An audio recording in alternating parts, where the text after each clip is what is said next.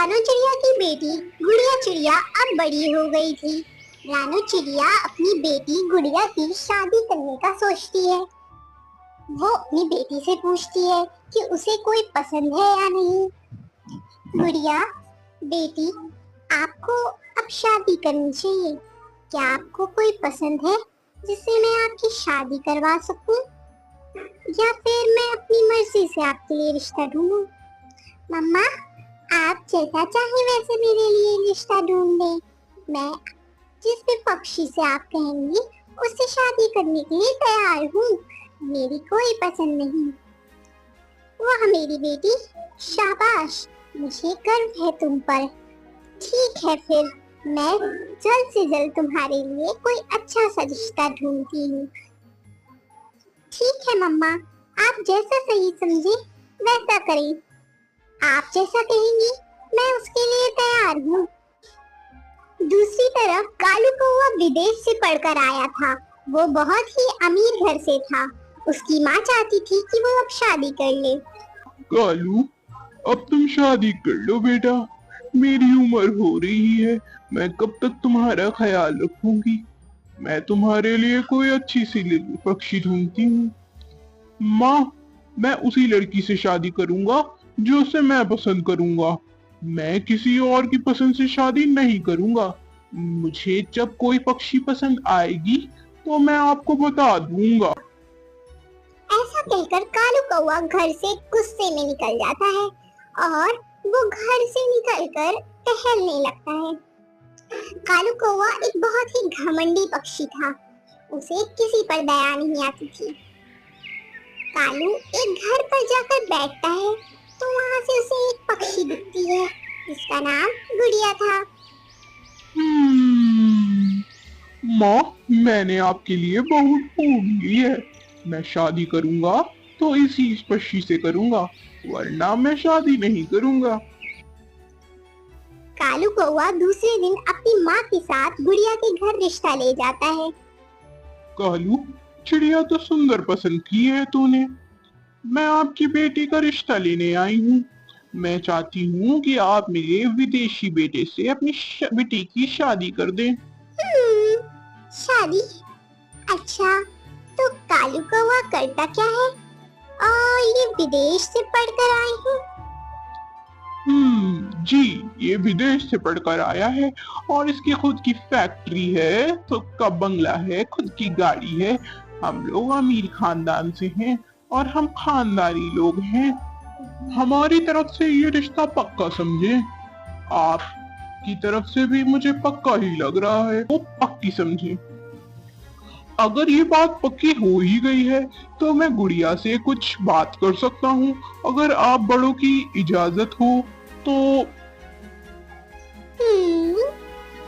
हाँ कालू बेटा, ये बात पक्की समझिए। ठीक है, आप जाकर गुड़िया से बात करिए। बच्चों का आपस में बात करना भी जरूरी है।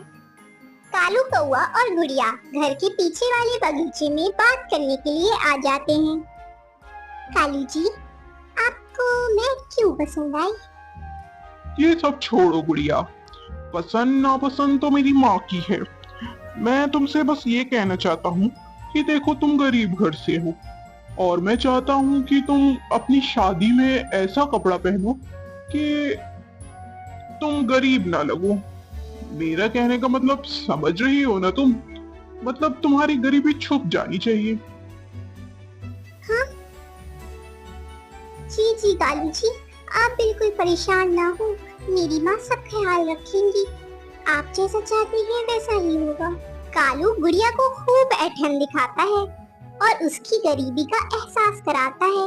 वहीं दूसरी तरफ कालू की माँ गुड़िया की माँ से दहेज की बात करती है। देखिए रानू, मेरे घर वाले खानदानी हैं और मैं चाहती हूँ कि आप ऐसा दहेज दें जिससे हमारी इज्जत रख लें। समझ रही है ना? हम बहुत अमीर घर से हैं और हम नहीं चाहते कि हमारी शान में गुस्ताखी हो या कोई कमी हो। हम चाहते हैं कि आप हमारे स्टेटस के हिसाब से अपने अरेंजमेंट्स करें। समझ रही है ना आप मैं क्या कहना चाहती हूँ? जी, जैसा आप कह रही हैं वैसा ही होगा। हम बढ़िया से बढ़िया तैयारी करेंगे और आपको अच्छे से चीजें देंगे। आप परेशान बिल्कुल ना हो, जैसा आप चाहती हैं वैसा होगा। कालू की माँ गुड़िया की माँ से जहेज की डिमांड करती है और उन्हें उनकी गरीबी का एहसास दिलाती है। जबकि गुड़िया एक पढ़ी लिखी चिड़िया थी जिसकी खूबसूरती के चलते दूर दूर तक थे। गुड़िया से तो हर कोई शादी करना चाहता था और ये रिश्ता गुड़िया के लिए गुड़िया की माँ को अच्छा लग रहा था। दिन गुजरते हैं, गुड़िया की शादी का दिन करीब आ रहा था। रानो चिड़िया ने घर सजाया, सारा इंतजाम किया। गुड़िया बेटी, आपकी शादी का दिन करीब आ रहा है। मैं चाहती हूँ कि अब जाकर आप अपना लहंगा ले आए।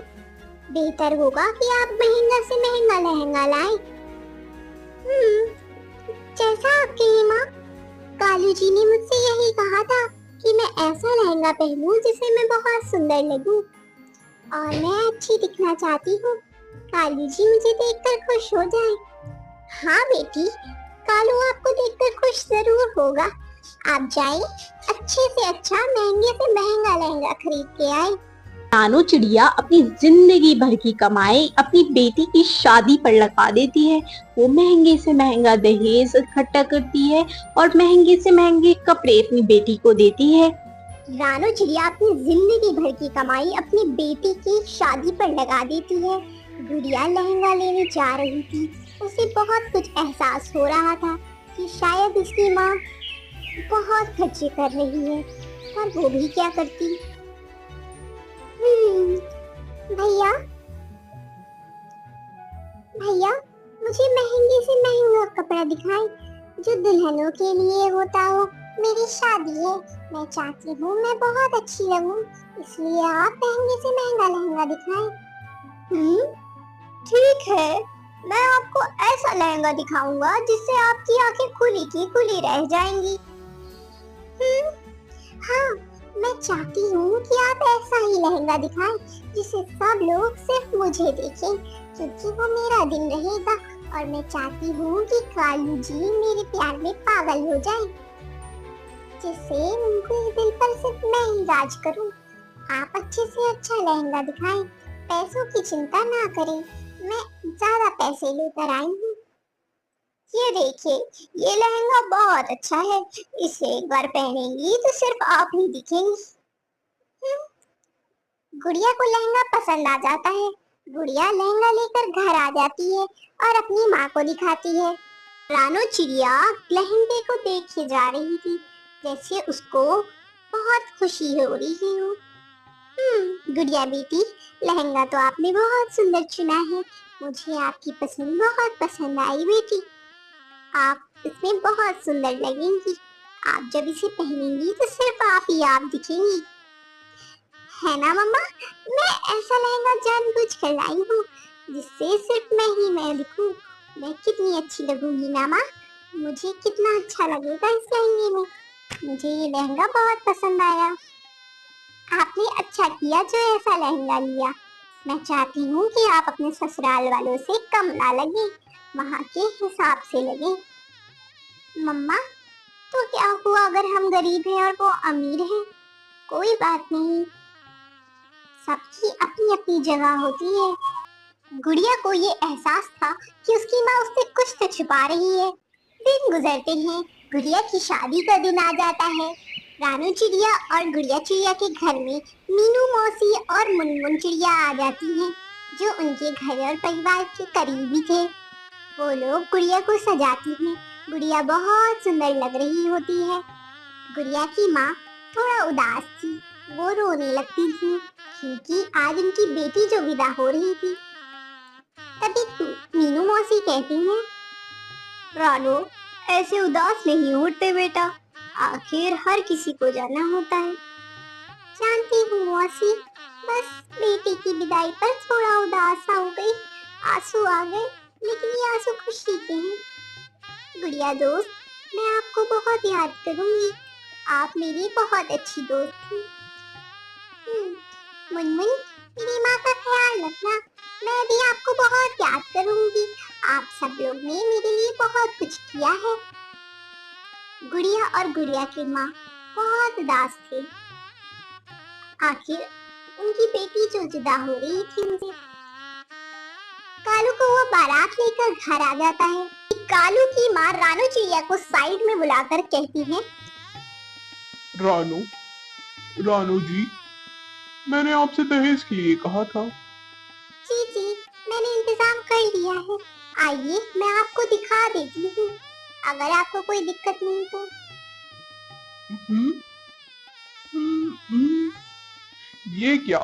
ये दहेज है? इसे जहेज कहेंगी आप? ये सड़ी सी बाइक, ये सड़ा सा कूलर।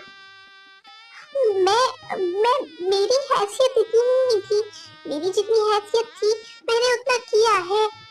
कालू की माँ इतनी सी बात पर फसाद मचा देती है और कालू को और गुड़िया को अंदर आने को कहती है। बेटा कालू, इन्होंने जहेज का इंतजाम तो बहुत खराब किया है। मैंने कहा ना, आपने जो कहा था मैंने वो सब दिया है और मैं जितने कर सकती थी उतना ही करा, इससे ज्यादा मैं नहीं कर सकती। मैंने अपनी सारी जिंदगी की कमाई लगा दी है इस पर, अब आप क्या चाह रही हैं?